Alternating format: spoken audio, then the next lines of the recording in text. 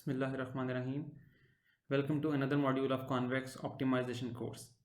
In this module, we will talk about second order cone programming, that is referred to as SOCP in the literature.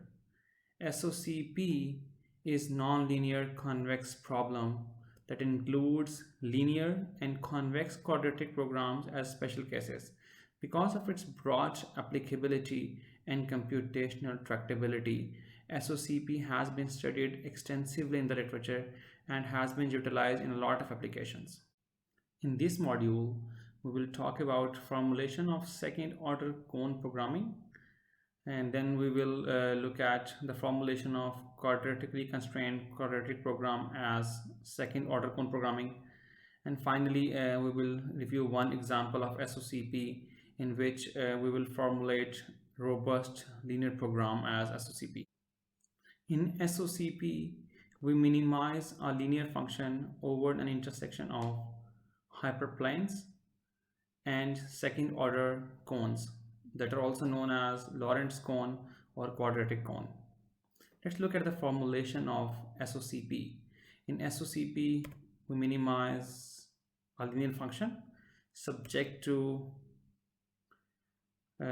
inequality constraints, and we have m of these inequality constraints, and then we have equality constraints. So here x belongs to Rn, so each ai belongs to Rki cross n, and b belongs to Rki. So for each ai we have a different dimension, and g belongs to Rp cross n and h belongs to Rp. So we have p number of equality constraints that are fine, and then we have m number of inequality constraints.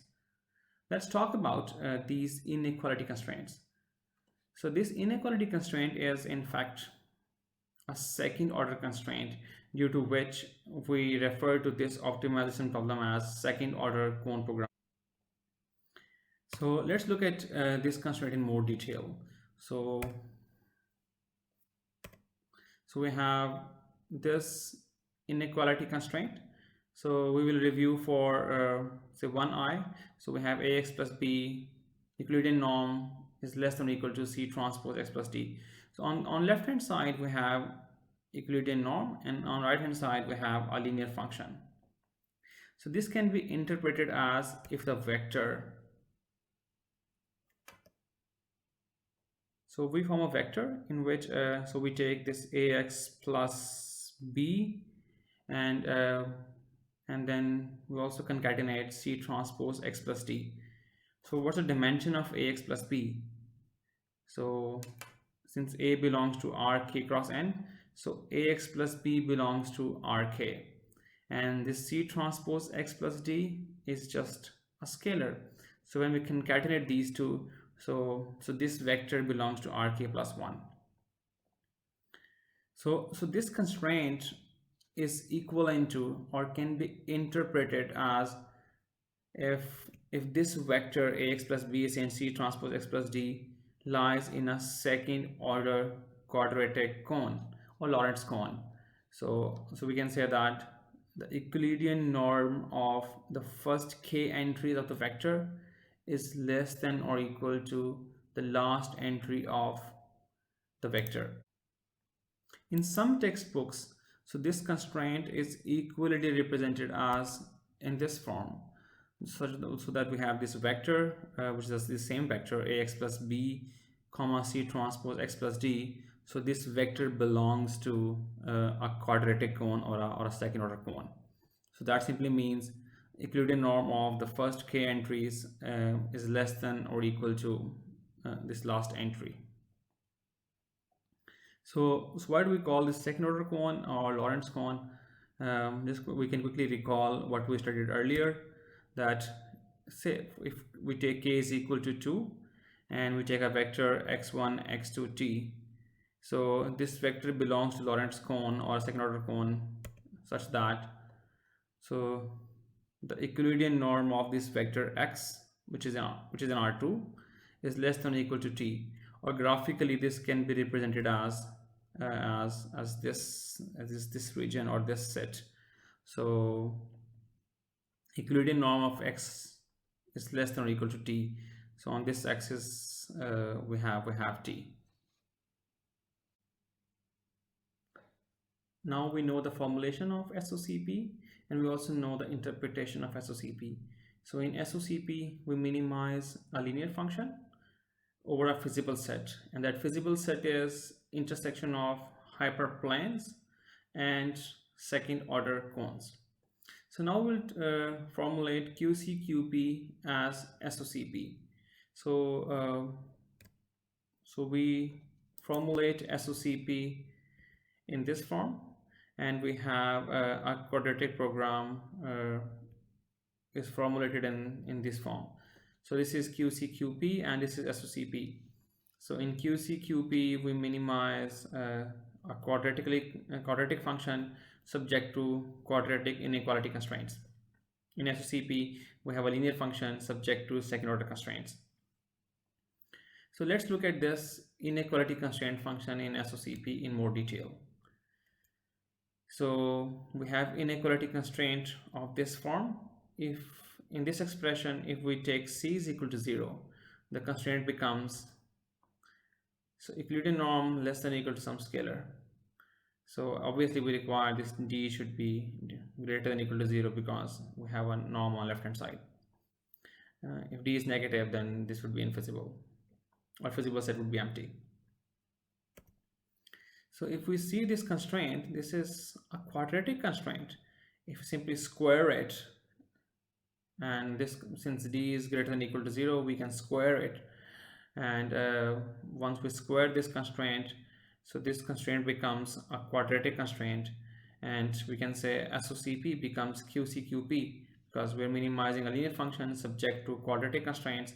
So when c is equal to 0, SOCP becomes QCQP. But we cannot say that every QCQP can be formulated as SOCP, because in QCQP the objective function is quadratic, but in SOCP the objective function is linear. The question is, how can we formulate QCQP as SOCP? By simply using epigraph trick or using epigraph reformulation, and we can convert QCQP in this form. So instead of minimizing this quadratic constraint, so we minimize c subject to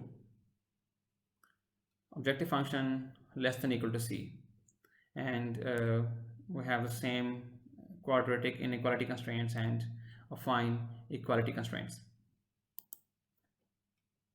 So using this extra variable c, so and using the epigraph reformulation, we have converted this QCQP into this form, in which the objective function is linear and inequality constraint functions are quadratic, but they're not same. So if we quickly review, in QCQP the variable is x, but in this epigraph reformulation problem the variables are x and c. So we have these two different types of constraints. Let's review this in more detail. So in QCQP reformulation, we have two constraints. So in the first constraint we have this variable c on the right hand side, and another constraint and we have 0 on the right hand side. So the question here is, are they equivalent? So we again note that this c here is not a constant, it is a variable of optimization. So we have in QCQP reformulation, so we have x and c are optimization variables. So to answer the question that if they are equivalent, so let me rewrite the first constraint in this form. So I just move the c to the left hand side, and by defining x tilde as a vector that contains x and c, so x is a vector, c is a scalar, and by defining q tilde as q and minus 1, and we also define this matrix p tilde that consists of matrix p and a column of zeros and a row of zeros appended to the bottom and right. So using x tilde, q tilde, and p tilde, I can rewrite this constraint in this form. That we have x tilde transpose p x tilde q tilde transpose x tilde plus r less than equal to 0. And if you see, this is very much similar to what so now we can say that they are equivalent. Now we can say that in QCQP reformulation we have a linear objective function and quadratic constraints. So we're still required to answer how can we represent a quadratic constraint as a second order constraint, or how can we formulate a quadratic constraint as a second order constraint. Previously we showed that a second order constraint under some special case when c is equal to 0, that becomes a quadratic constraint. So now we want to show that how can we represent a quadratic constraint as a second order constraint. To answer this question, let's start with a quadratic constraint. So we have this quadratic constraint. This can be equivalently written as this. We're just multiplying by 2, and so since p is positive semi-definite, we can always write p as p is equal to b transpose b for say some matrix b. So with this formulation we can write this constraint as x transpose b x plus 2 q transpose x plus 2 r less than equal to 0.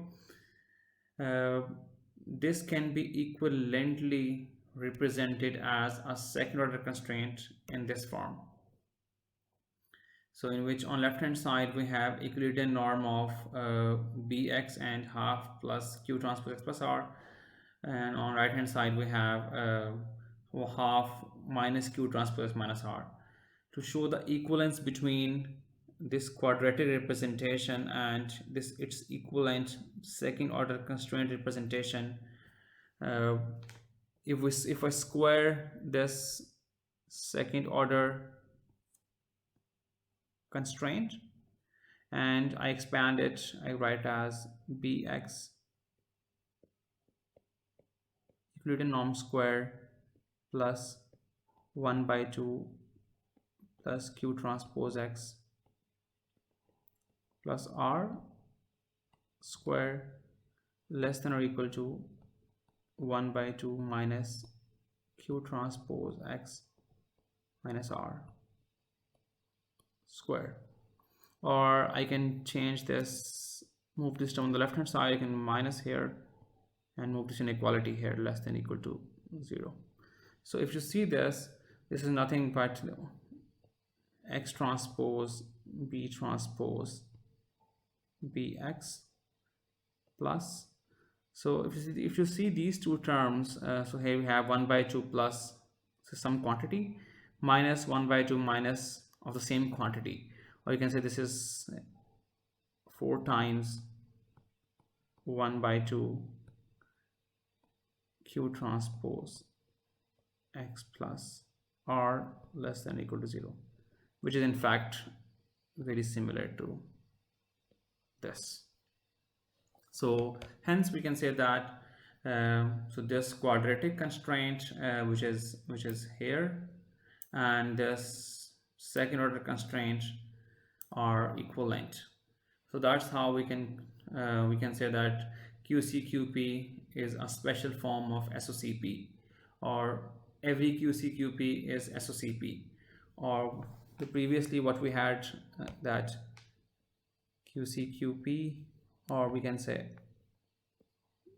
QCQP is a subset of SOCP, and QP is a subset of QCQP, LP is a subset of QP. Now we look at one example in which we will formulate an optimization problem as SOCP. So we look at a robust linear program. So in a linear program we have a minimization of a linear function subject to affine inequality constraints and affine equality constraints. The problem under consideration is that we have uncertainty in the constraints. So, or to be very specific, we say we have uncertainty in AI. So, what do you mean by this? So, let's look at the geometric interpretation of linear program again. So, in LP, so these constraints define a polyhedron. So, this is a feasible set, which is an intersection of half spaces and hyperplanes. So each AI defines these boundaries of the hyperplanes. If there is some uncertainty in AI, so what's the geometric interpretation of this? So let's talk about one of these boundaries. So this line, this could be one AI, and this orange line represents AI transpose X is equal to BI. So if there is some uncertainty in AI, that means so AI has some variation. So AI could be this or AI could be this. So it simply means the boundaries of a polyhedron, so the orientation of the boundaries keep on changing all the time. This uncertainty in AI can be characterized either using a deterministic model or using a probabilistic model.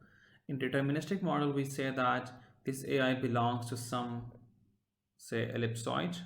Each AI belongs to some ellipsoid, and this ellipsoid is characterized by the center of ellipsoid AI or mean value of AI, and this matrix AI. In fact, we have seen this before. So in robust beamforming application example, so we modeled this uncertainty and we reformulated problem as a second order constraint. So alternatively, this uncertainty in AI can be characterized using this probabilistic model, in which we say AI is independent Gaussian with mean it should be AI and covariance sigma I. So for each AI we know the mean value of AI, and we also know the covariance matrix of AI. Since we have already studied the deterministic approach to model uncertainties, in this course module, we will use the probabilistic model to characterize uncertainties.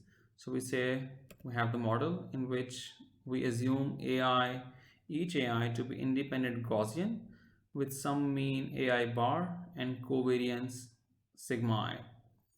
And what we require that each constraint here is AI transpose X is less than or equal to BI. So we require each of these constraints to hold with probability at least eta. So mathematically, this can be formulated as that probability of AI transpose X less than or equal to BI is greater than or equal to eta. And we require this to hold for each I from 1 to m. So the question here is, how can we incorporate this probabilistic constraint in the formulation of optimization problem? So the constraint here is, this constraint is probabilistic constraint. So the answer to this question is, so we can incorporate this and formulate an optimization problem as SOCP, or this constraint can be formulated as second order constraint. Let's do this in more detail. We have these probabilistic constraints and we want to incorporate these constraints into an optimization problem. The eta here defines or quantifies the probability, and eta is typically greater than or equal to 0.5. It simply means that a constraint holds for more than 50% of the times.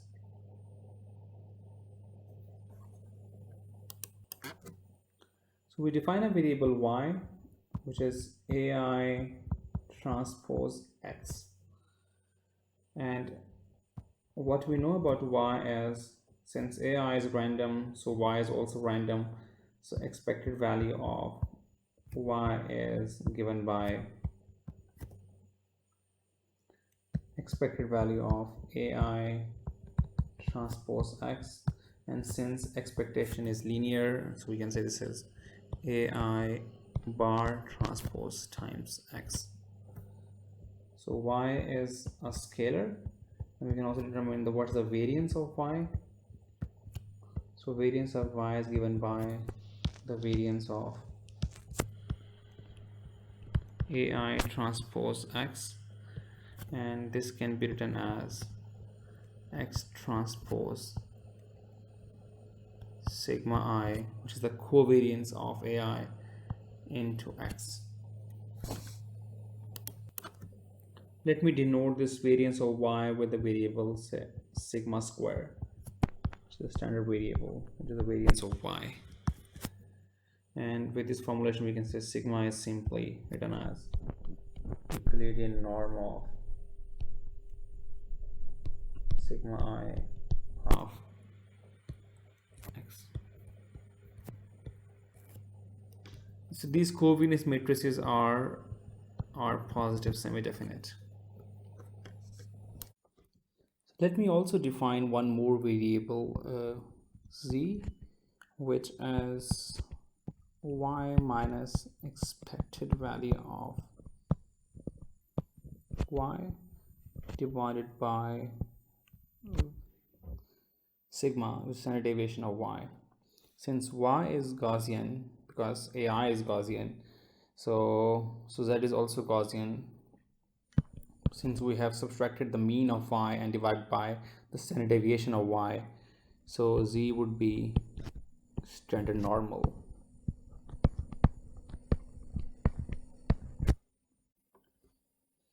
So with this formulation, we can write this probabilistic constraint, which is probability of AI transpose x is less than or equal to bi is equal to probability of y less than or equal to bi, and you can write it as probability of, say, y minus expected value of y divided by sigma, so that we can make z here, and less than or equal to bi minus expected value of y divided by sigma, and this would be equal to probability of z less than or equal to bi minus expected value of y divided by sigma, and we require this probability to be greater than or equal to eta. Since z is standard normal, this probability is given by the CDF function of a Gaussian, that is phi bi minus expected value of y divided by sigma, and that should be greater than or equal to eta. So this CDF is given by simply this standard normal distribution. So if we know the phi inverse of eta, so if we have the inverse mappings and say this point, say, is phi inverse of eta, since eta is greater than 0.5, so this point should be always after the 0. This point is phi inverse of eta, so this bi minus expected value of y divided by sigma, this should be somewhere after this point phi inverse of eta. So this simply implies that we require pi minus expected value of y divided by sigma, and this should be greater than phi inverse of eta. If this is greater than phi inverse of eta, then the probability that z is less than this quantity is always greater than or equal to eta.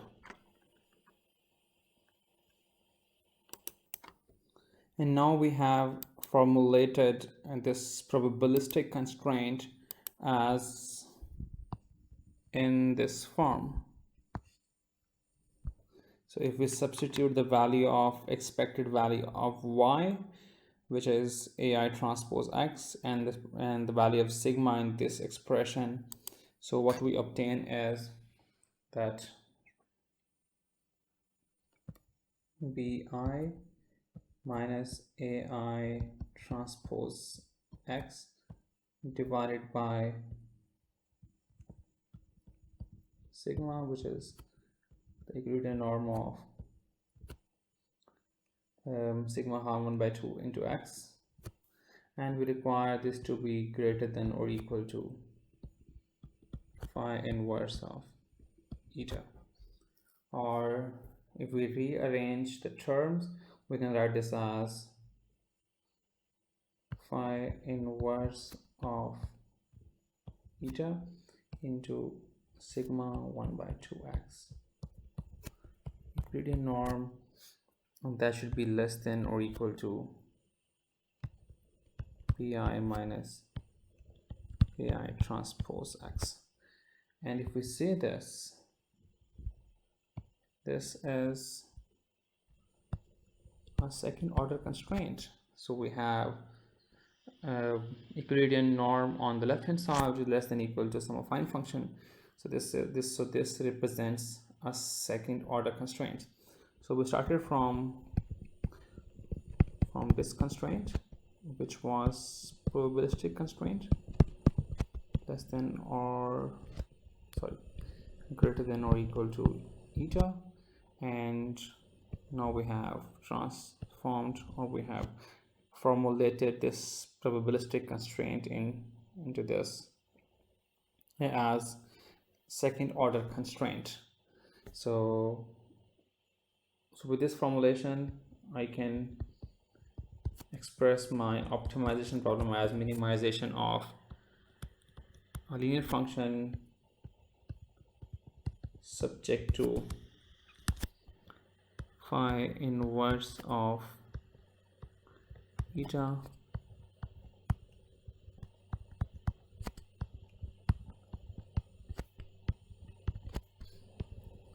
pi minus AI transpose x, and we have m number of such constraints, and then we have this gx is equal to h p number of equality constraints. So this is SOCP, or we can say robust linear program with probabilistic model, or in fact also for deterministic model, can be expressed as, or can be casted as, a second order cone program. We stop here and we will continue in the subsequent module. Should you have any questions or comments, feel free to write to me, or we will discuss during the office hours. Thank you very much.